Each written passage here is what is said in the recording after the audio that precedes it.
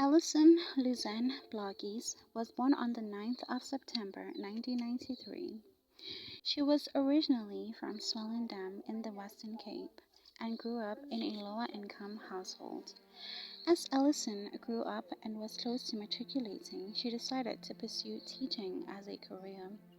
When she graduated from high school, she went on and enrolled in the Cape Peninsula University of Technology that was situated in Cape Town, where she studied education. The university was quite far from home, and as she did not have money for an apartment that was close by, Allison had to resort to commuting to school every day, which was 5 hours of travel time daily. As exhausting and taxing as it was, this was a challenge she welcomed. In 2013, while studying for her teaching qualification, Allison met someone, a fellow student named Philip April. Allison learned that Philip was from Clan Williams, and he too had to commute to school daily like she did. The pair soon became close when they found out that they had a lot in common, and they both grew up in a lower-income household and had plans of making something out of their lives being qualified teachers.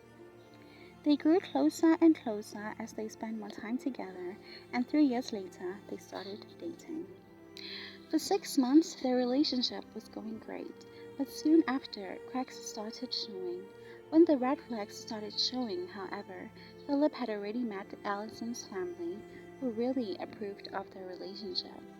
They liked Philip and thought he was a respectful and well-mannered young man. The couple appeared to be very much in love, but apparently, behind closed doors, things were not as smooth sailing. They fought a lot, and Allison would confide in her friend how Philip would verbally abuse her. Allison overlooked their intense arguments, however, choosing to stay with the man she loved, despite the verbal abuse, probably hoping things will get better in time. Things only worsened with time.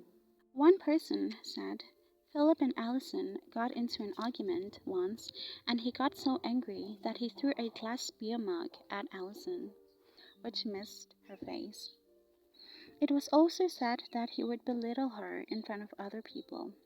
Allison noticed that Philip had a substance abuse problem. He would abuse alcohol, and Philip was in denial about this. That's what most of the arguments were about. Allison was trying to get him to drink less, even saying that if the relationship would continue, he would have to drink much less. As hard as commuting was, it was clearly taking its toll on the couple's studies, with them both failing some modules. However, Allison did not let the setback deter her, as she studied even harder. In 2018, 2 years into their relationship, Allison finally graduated. Philip failed his last module, however, and couldn't graduate yet, but he was there cheering his girlfriend on as she received her certification. Soon after graduating, Allison landed a job at Cedarburg Primary School in Clan Williams, where Philip was from, where she taught 5th graders Afrikaans. She then got herself a comfortable apartment and even bought herself her first car. As things were finally looking up for Allison, sadly for Philip, they were not as rosy. Allison, being a wonderful girlfriend, wanted to help the man she loved and put in a good word for him at the school where she was employed, and Philip became a student teacher, all he could do until he graduated. Philip wasn't happy, however, as he was still living with his mother and was drinking more than ever at this time. As the drinking increased, the arguments between the couple intensified and became more frequent. Allison even told her friends that Philip was more aggressive. With the increase in alcohol use, the insecurities grew, giving life to jealousy. The verbal abuse also increased. As a result, the couple's relationship declined. Philip, in an attempt to calm his insecurities, began to go out more. The alcohol consumption also increased, and with the increase came even more aggravated arguments. Philip was slowly unraveling. With Allison now working as a school teacher, her colleagues instantly took a liking to her, with one colleague saying she was a very friendly person with a good personality. She would always help where she could and always had a smile on her face. Allison's colleagues and friends said she was always open about Philip's verbal abusive behavior. One colleague testified in court that she once noticed that Allison came to work with bruises on her arms. When she asked her, Allison would just laugh it off and say she just walked in a door, but not long after, she would have another bruise on her other arm. It was clear that verbal abuse had escalated to physical abuse.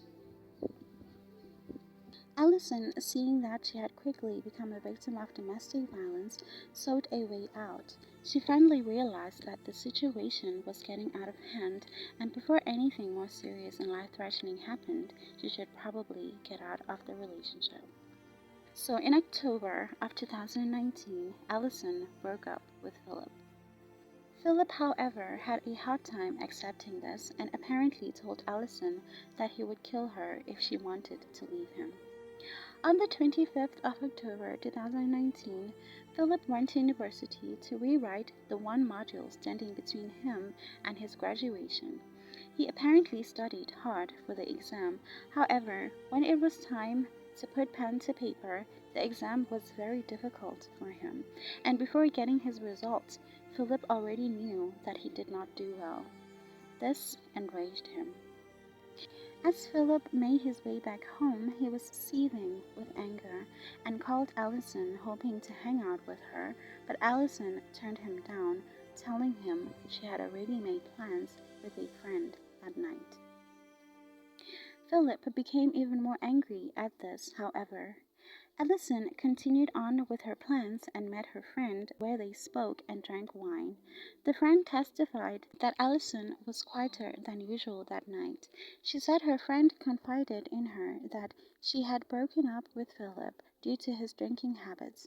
She further said he told her that if he would leave him, he would kill her. Philip said this on more than one occasion. Later on in the evening, Allison and Philip were exchanging messages where Allison wrote to Philip, "I don't mean to be rude, but I no longer have to explain anything to you." To which Philip replied, "Yes, I know, but you lie a lot." Allison wrote back, "I'm not rude, but I'm reminding you because you act like we're still in a relationship." Allison woke up early to get to school so she could help out in setting up for a school event. This was not expected of her nor required, but she was a helper by nature and truly a kind person. While Allison was busy helping out, Philip showed up out of the blue with lunch for her. Allison was taken aback by this gesture as it was unusual. She thanked him but declined the lunch, saying the school would have brine later, so it was pointless to take the food because she will just eat at the school. Philip then offered to do her laundry for her since he knew she would likely spend most of her day at the school, so he asked for her apartment keys. Allison was shocked at this but probably thought he was just being considerate and gave her the keys. Later on, after the school event, Allison went over to Philip's mom's house, hoping to find him there to collect her laundry and thank him for the kind gesture with boots she brought him from the school event. Philip's mom then told her that Philip had gone to a friend's house. Allison thanked Philip's mom and quickly made her way over there. When she arrived, she found a very intoxicated Philip with his friends watching rugby and still drinking alcohol. She pulled him aside and told him about his drinking, which led to an argument between the two. The argument soon subsided, and the two left for Allison's apartment together. The following is Philip's account of what happened, since there were only two people in that apartment that night, and only one of them came out alive. When they got to the apartment, another fight broke out between the two, and Allison told Philip that she's going out with friends while he slept off the intoxication. This enraged Philip. He got upset because he couldn't understand why Allison took him away from his friend's house only to leave him in her apartment alone. The argument became even more intense, and Philip became even more infuriated that he ended up punching her in the face, bit off her upper lip so savagely that her gum was exposed. He then grabbed her by her throat and dragged her to the bedroom, climbed on top of her, and choked her until she became lame. Allison, with the lost energy she had, asked Philip to leave her alone. That's when he went to the kitchen to grab a knife. He returned to the bedroom and stabbed Allison on her neck with such force that the handle of the knife broke off, with the blade inside Allison's neck. Allison was still alive, but barely, as she was breathing heavily. Seeing this, Philip went back to the kitchen to fetch another knife and proceeded to cut her throat open from ear to ear. He probably did this to make sure she died. He then took off his tracksuit pants that were soaked with Allison's blood, washed them in the shower, took Allison's car keys, and drove to his mother's house where he spent the night. The next morning, when he was clearing out the beer bottles in Allison's car, he found one unopened beer bottle and decided to drive over to a friend's house to share with his friend, which turned into 2 days of a drinking spree with said friend. The two drove Allison's car to water and citrus store, where he was pulled over by traffic officials and arrested for driving under the influence on their way to Clanwilliam. Allison was scheduled to judge a modeling contest. Concern grew when she didn't show up and her family and friends couldn't reach her on her phone. That's when they called the police and asked them to conduct a wellness check on her. When the police arrived at Allison's apartment in Clanwilliams at about 7:15 on Sunday, they found Allison's lifeless body in a pool of blood. They secured the scene and searched for clues that would point out to what happened and the person who was responsible for the heinous crime. They found that there was no sign of forced entry in their apartment, and that pointed to someone Allison knew and willingly let into the apartment. They also discovered that Allison's car was missing. The police investigated, questioned Allison's neighbors, family, and friends. That's when they found out that Philip was the last person to see Allison alive and went searching for Philip. Philip was arrested for Allison's murder after being stopped by traffic officials driving Allison's car under the influence. Philip was charged with Allison's murder, theft of her car, and defeating the ends of justice. Soon after his arrest, Philip confessed to killing Allison, but denied stealing her car. He claimed that Allison would let him drive her car from time to time, so he believed it was well within his rights to drive the car that night. After betraying her by brutally taking her life, he actually believed he had the right to drive her car without her consent. After the autopsy, the cause of death was explained as extensive slitting of the throat with massive external blood loss. Evidence showed that she was strangled and had defensive injuries on her hands and arms, showing that she tried to defend herself during her attack. It also showed Allison was alive for most of her injuries and fought hard to be alive, but Philip's attack was unrelenting as he did not stop to think about his actions. Allison's loved ones were traumatized and devastated by her death. Her friends, colleagues, and family couldn't believe it. Her mother and older brother were taking her death the hardest, however, with her death causing a devastating effect on her mother's health, who was dependent on daily medication for anxiety.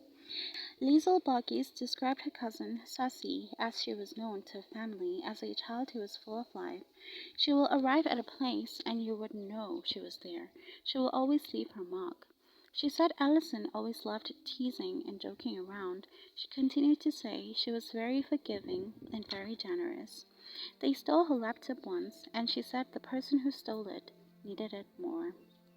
She loved to sing and joined a gospel choir and was supposed to perform with them at a show in town the weekend preceding her untimely death, an event she was extremely excited for.